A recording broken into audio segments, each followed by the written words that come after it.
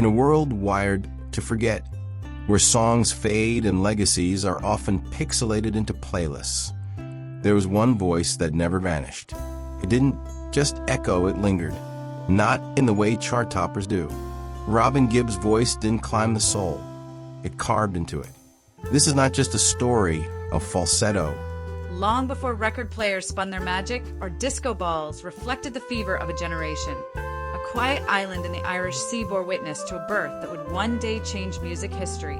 On December 22nd, 1949, in the small town of Douglas on the Isle of Man, twin brothers came into the world, Robin Hugh Gibb and Maurice Ernest Gibb. Robin arrived just 35 minutes before Maurice. It would be the beginning of a bond so intense, so mystically entwined, that even science couldn't fully explain it. The Gibb family, though modest in means, was mighty in musicality. Their father, Hugh Gibb, was a band leader and drummer, a man with a commanding presence and an impeccable sense of timing, both in rhythm and in fatherhood. Their mother, Barbara, had once sung in bands herself and brought a quiet discipline to the household. Music wasn't just a pastime in the Gibb household. It was the air they breathed, the rhythm they marched to. Even as toddlers, Robin and Maurice showed uncanny sensitivity to music. They would hum melodies they barely understood, mimic instruments they had never touched, and harmonize before they could spell the word.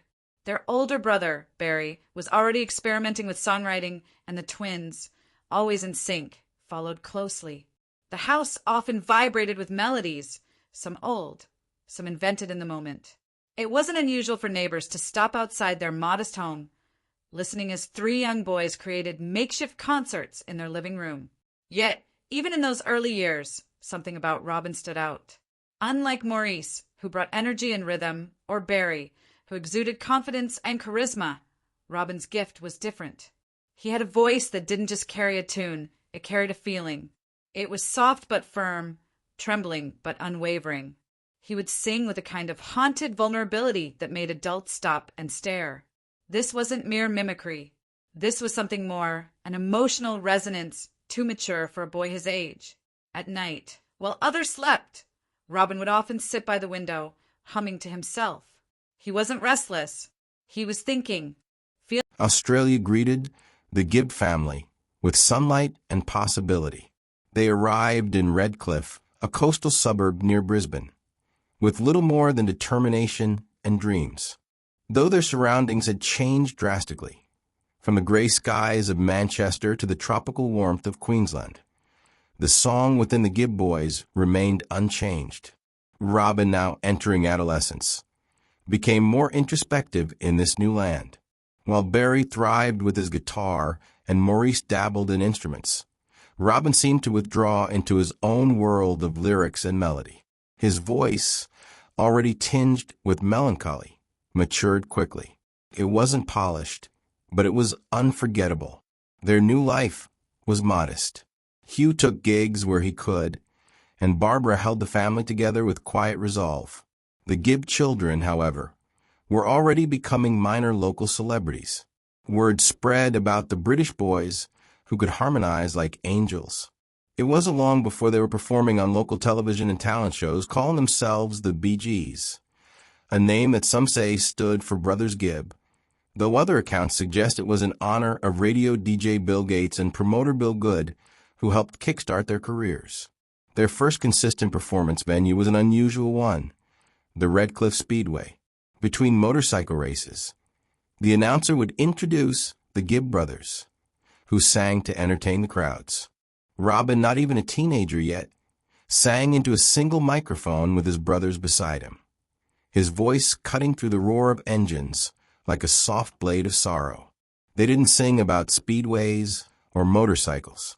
They sang about heartbreak, longing, and stories far beyond their years. And the audience noticed.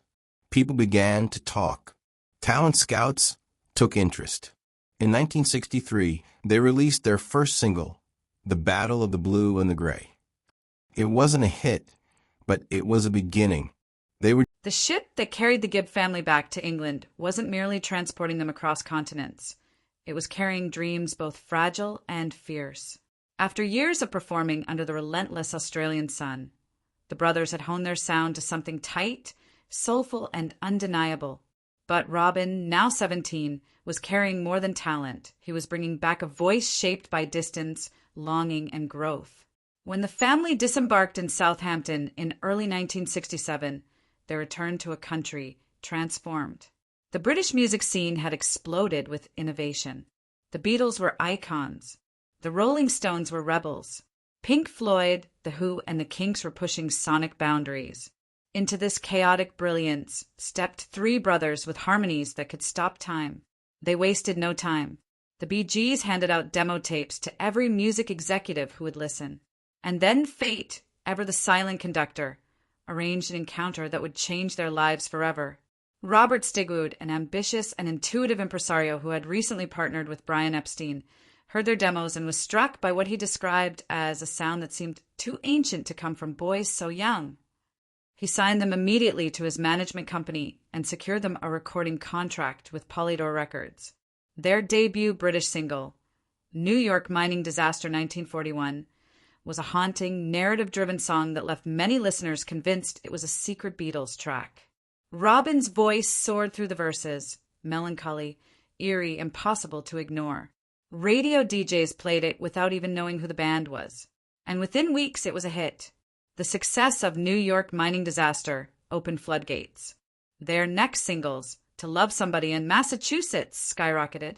Massachusetts, featuring Robin's lead vocal, reached #1 in the UK and became their defining anthem of the era. But it was, I've got to get a message to you, and the haunting I Started a Joke that cemented Robin as the emotional core of the Bee Gees. I Started a Joke was more than a song, it was a prophecy. Robin wrote it from a place he couldn't yet articulate. The lyrics, introspective and existential. Robin Gibb's departure from the Bee Gees in 1969 was not just a musical split. It was a personal upheaval. For the first time since childhood, he stood alone. No Barry, no Maurice, just Robin, his voice.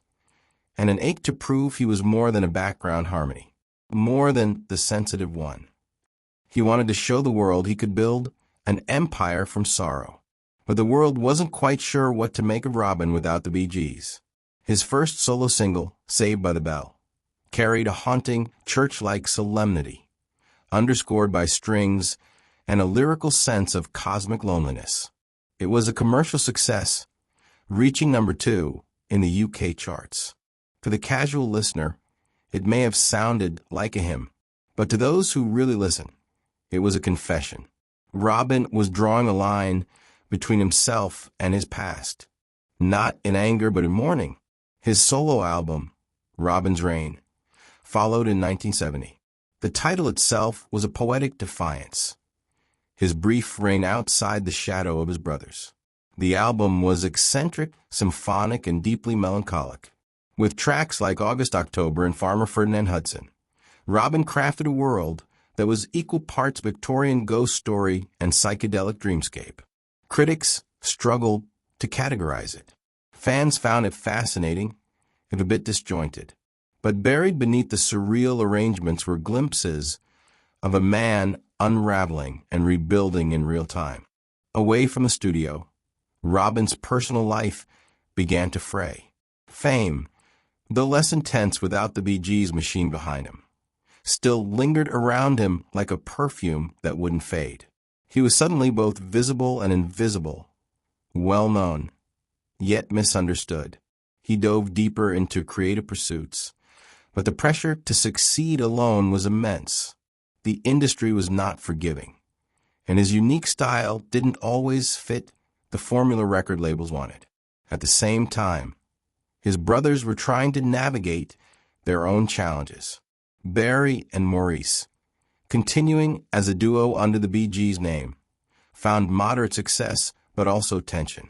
The group, without Robin, lacked a crucial emotional center. Maurice especially felt the absence of his twin.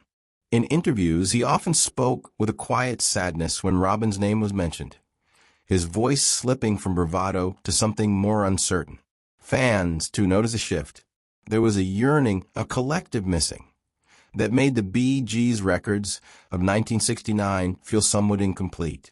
It became increasingly clear that while all three brothers were talented individually, something... By the mid-1970s, the world of music was spinning on a new axis.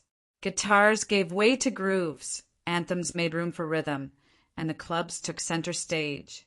The Bee Gees, once known for ballads and Baroque pop, stood at a crossroads. Reinvention wasn't just an artistic choice. It was survival. The brothers relocated temporarily to Miami, drawn by the city's energy and the promise of creative rebirth.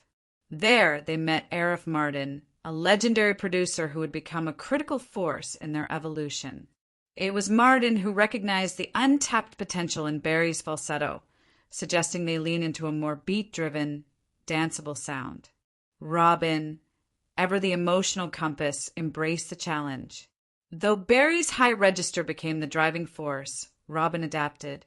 He didn't resist the change, he nuanced it. His vocals became more measured, precise, layered with sensitivity.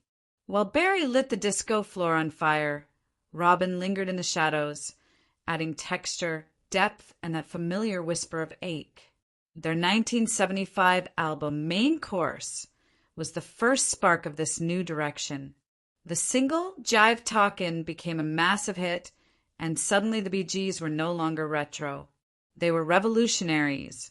Robin's harmonies on Nights on Broadway and Fanny Be Tender With My Love carried new colors, less melancholic but no less moving.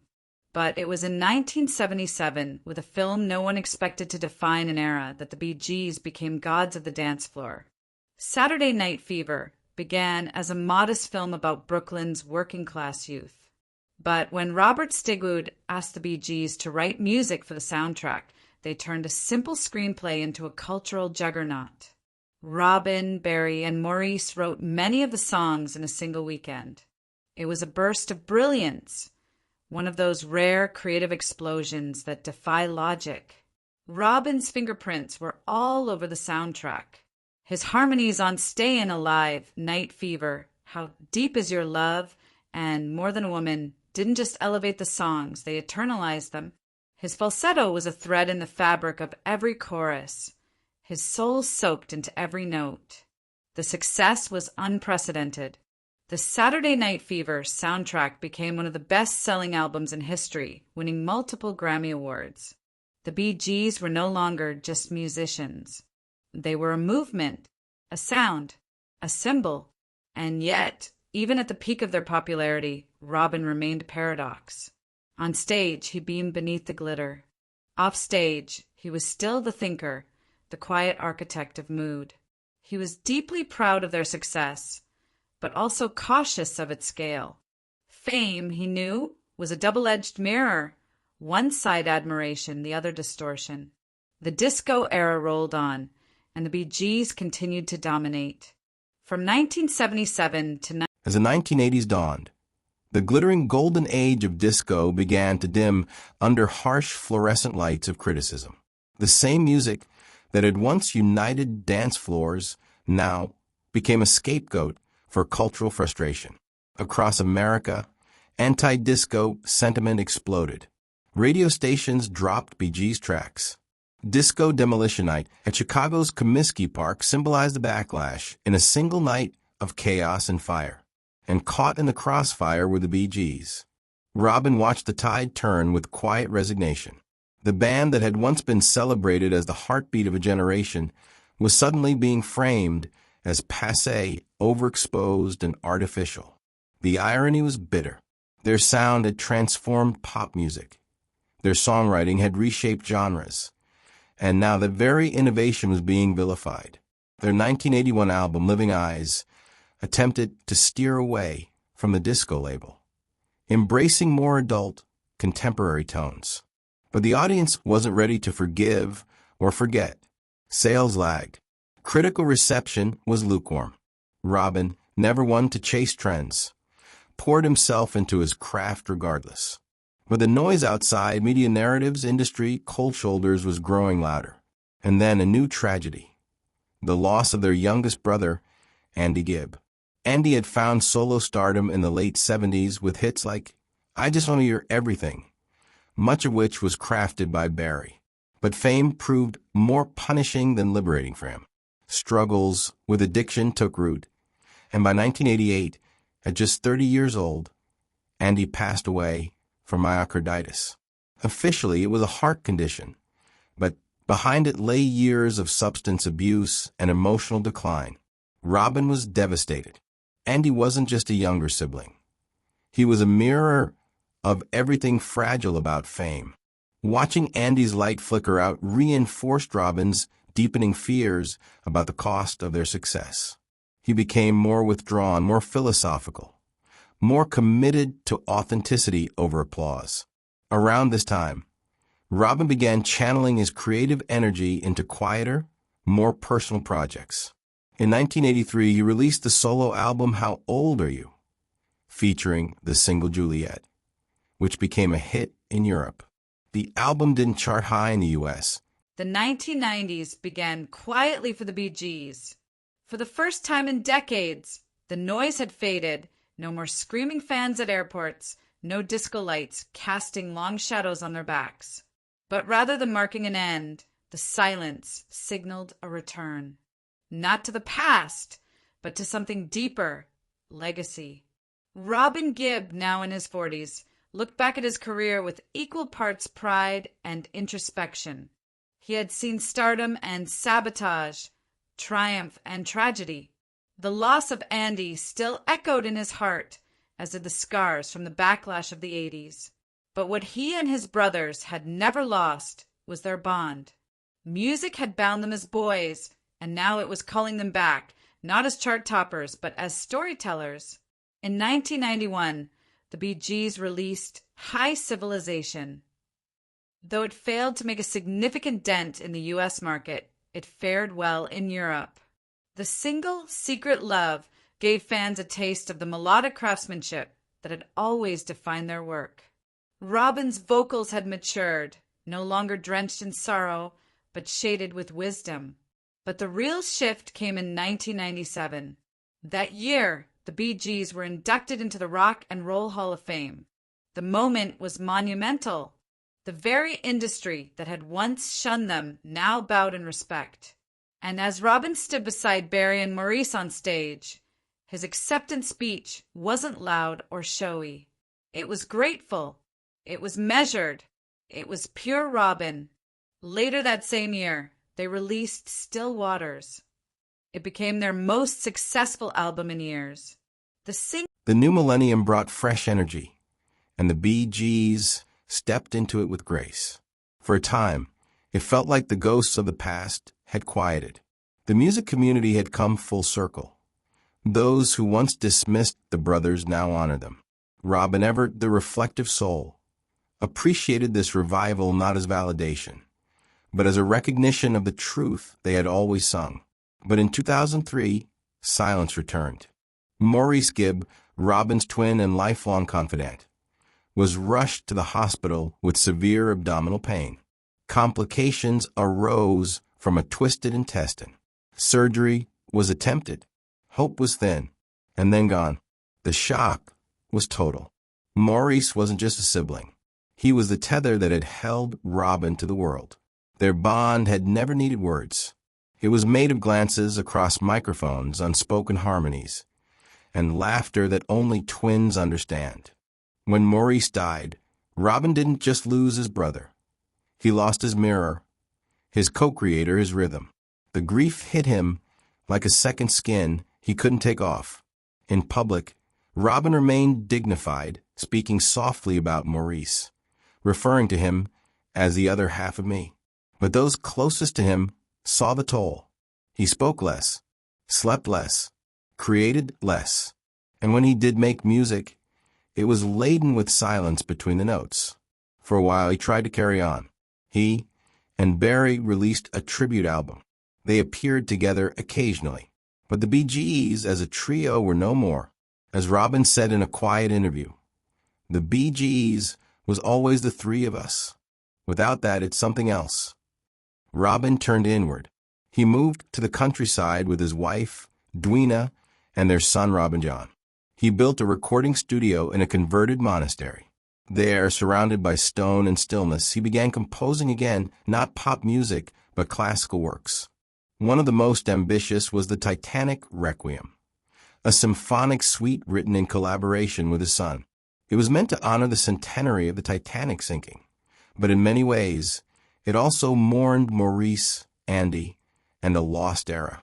But fate, it seemed, had another note to play. In 2011, Robin fell ill while touring. Sharp abdominal pain sent him to the hospital. Doctors discovered a blocked intestine, the very condition that had killed Maurice. Emergency surgery saved his life, but tests revealed more: cancer, colon, and then liver. He kept the diagnosis private at first, sharing it only with family. He continued to work. He gave interviews, appeared at events, and promoted the Titanic Requiem. But the weight was showing. He looked thinner, tired. His voice, though still powerful, came with effort. Eventually, the truth could not be hidden. In 2012, Robin publicly acknowledged his illness. The world, stunned, rallied around him. Fans wrote letters. Artists paid tribute, and Robin, brave, soft-spoken Robin, fought. He underwent multiple rounds of chemotherapy. He lost weight, lost energy, but never lost hope. Even in his weakest moments, he was writing, recording, planning a future that defied the present. In February 2012, Robin made his final public appearance at a charity concert. He was frail, but he stood tall.